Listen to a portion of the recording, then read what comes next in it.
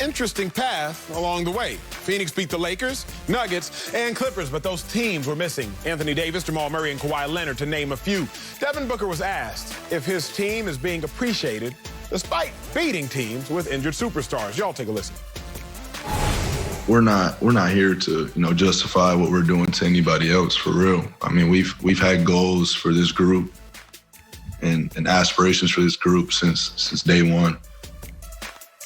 Got to bring in NBA analyst Chris Broussard for this one. But, Marcellus, how should we feel about the Suns' path to the finals? We should feel like their path to the finals is what was on record, what was in front of them, and they conquered it, like we should feel about all champions. Right now, they're Western Conference champions trying to be NBA champions, and you got to respect that. I'm going to take people back down to the elementary level of our existence. We're all survivors. We're all survivalists. And then from that survival, we'll thrive. But first, you got to survive. And if you talk about someone who endures a road in front of them, no matter what that terrain is, they not only have survived, but they've thrived. So I give you your props. I give you your flowers, no matter what that road looks like, if you conquered that same road.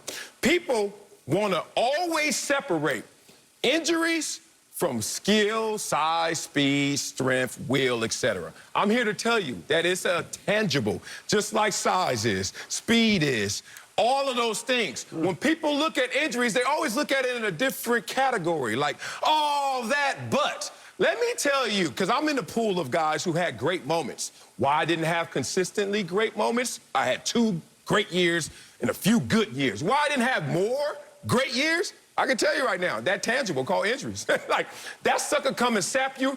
How good is Giannis right now in terms of playing basketball? Right now, today. You know what? Not as good as he was a couple weeks ago. You know why? Because he's injured. So I want everyone to put that in its proper place, along with all the other tangibles. So now we're going to rob them of the road that they conquered because other people had lost their way because of injury. That's not how the game goes. That's a part of the calculation. That's a part of the formula of greatness and success. If you survive that road and you thrive in that road, no one should slight or undermine what you just did. Kudos to the Suns is how I feel. Kudos to Suns fans is how I feel. But it was a cakewalk. And if you are anybody besides a Sun or Suns fan, then you can acknowledge that. Now, here's what we're not going to do.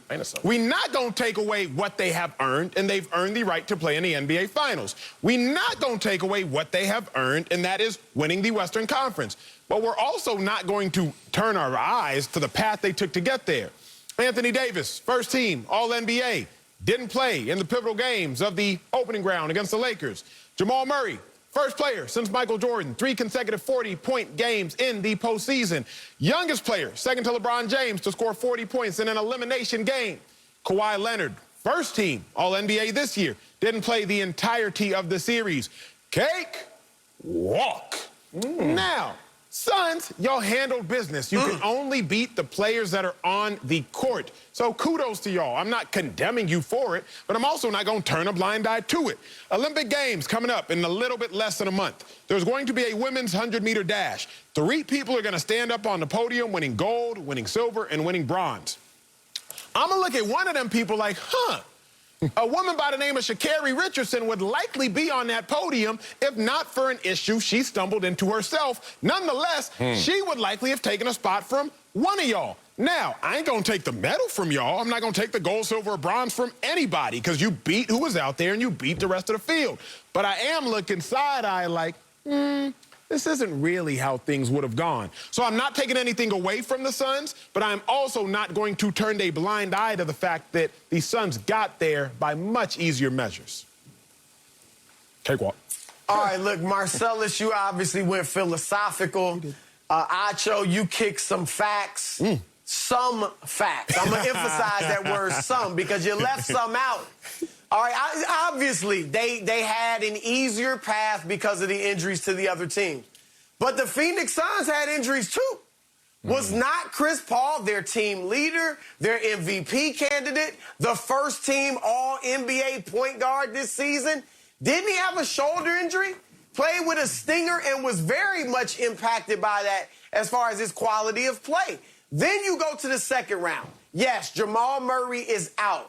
Okay, but that didn't stop Denver from playing well without Murray toward the end of the season, nor did it stop them beating Dame Dollar, Damian Lillard and the Portland Trailblazers in the first round. Now, going into these playoffs, had you said who's better, Phoenix or Portland, yeah, you might have said Phoenix, but it would have been close. And you certainly probably would have taken Dame over Chris Paul. And they gave Dame all sorts of trouble without Jamal Murray. And what Phoenix do? Swept them boys. And then you get to the Clippers series. That's right. Chris Paul, he missed the first 2 games on COVID protocol. He might as well have been injured. And then Cameron Payne, who was playing great, he injures his ankle. So he's out. And then Chris Paul, because of Patrick Beverley's roughhousing, tears ligaments in his wrist. So, and Devin Booker, dare I forget, the broken nozzle. I mean, so they played through some injuries, too. So let's give them their props because they not only got hurt, but kept on ticking.